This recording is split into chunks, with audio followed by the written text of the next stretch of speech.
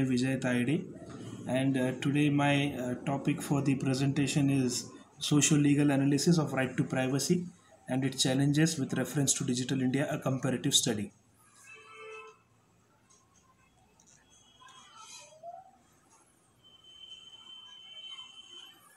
So basically, what I'm trying to suggest through this presentation is what is right to privacy.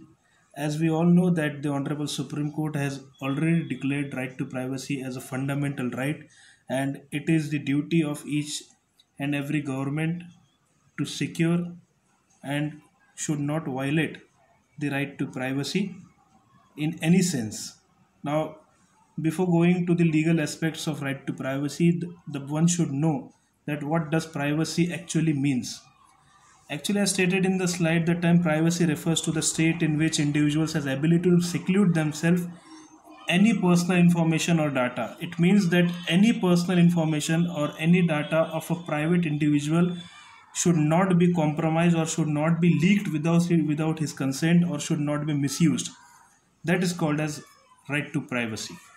Moving on to the next slide, as referred in the title of the seminar, what are the challenges before the right to privacy and India has at this condition? As we all know that India is rapidly moving towards the Digital India concept. Our honorable government and everybody are 24/7 announcing the Digital India program affecting the each and every section of the society.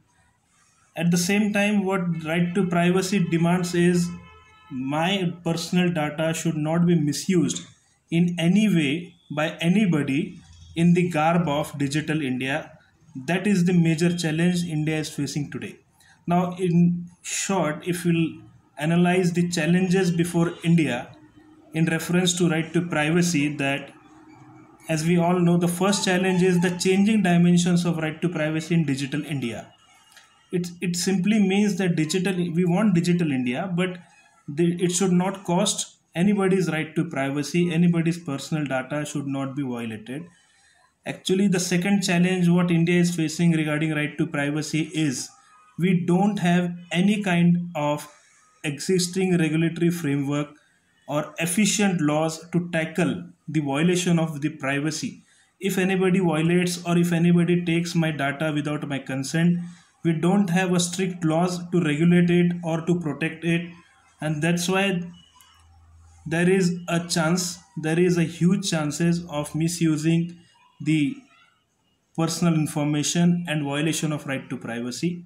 The third challenge, as mentioned in the slide, is lack of social awareness regarding right to privacy, which is, I think, the most important and which has been neglected by moreover the population of the India. That the people living in India, most of the people, most of the crowd in India even doesn't even know that his right to privacy is a fundamental right and has been declared by the Supreme Court of India. So I think the social awareness is very much less as compared to the other rights as mentioned in the Constitution of India, and that's why it is needful to everybody to know about what his privacy means to himself and what he has to do or what rights he has, that his personal data should not be misused. Moving on to the next slide is analysis and suggestions. Like as we have seen in the above slide, that we have certain major challenges to cope up with right to privacy and Digital India. This is my personal analysis and suggestions in reference to the above stated problems. That Personal Data Protection Bill 2019, which is still pending, must be brought into effect. As we all know that this bill, which completely deals with protection of right to privacy, is pending from so much long time in the parliament and has not been brought into effect. Second suggestion would be the central government should take the initiative for setting up a professional course for training the officials to regulate use of data in the digital world. The meaning of this point is that, as we all know, that our our information is with government. The the government is the guardian of our information, personal data.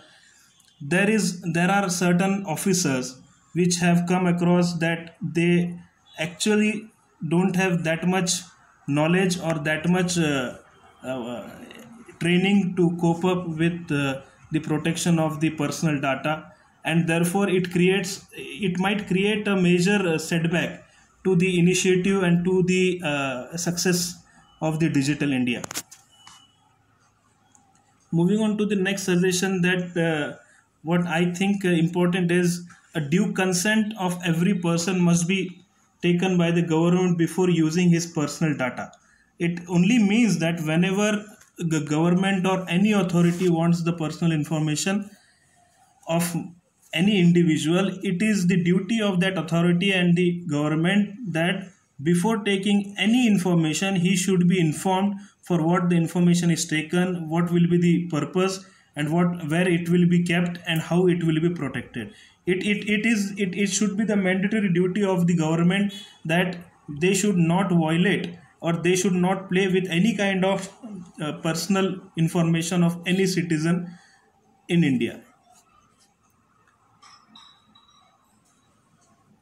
The last suggestion which I would like to place before you is there should be a proper identity management and single online identity to effectively curb the violation of privacy. It simply means in protecting the privacy, in taking the personal information of every citizen, the mechanism should be very soft and mechanism should be very easy, so that every individual, whether he is literate illiterate, should not face any difficulty and should have the confidence that my data, in case it has been sent to any authority, it will be safe and it will be secured and it will not be misused.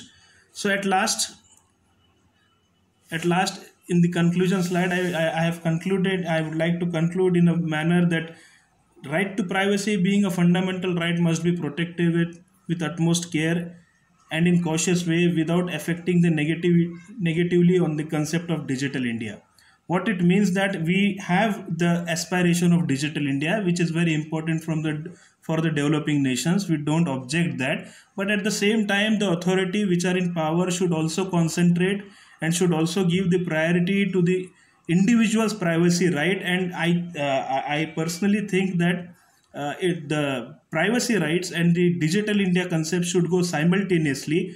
What we call as a sustainable development part can be carried out by securing both the concepts, that is digital India and right to privacy. So and last, that was my presentation for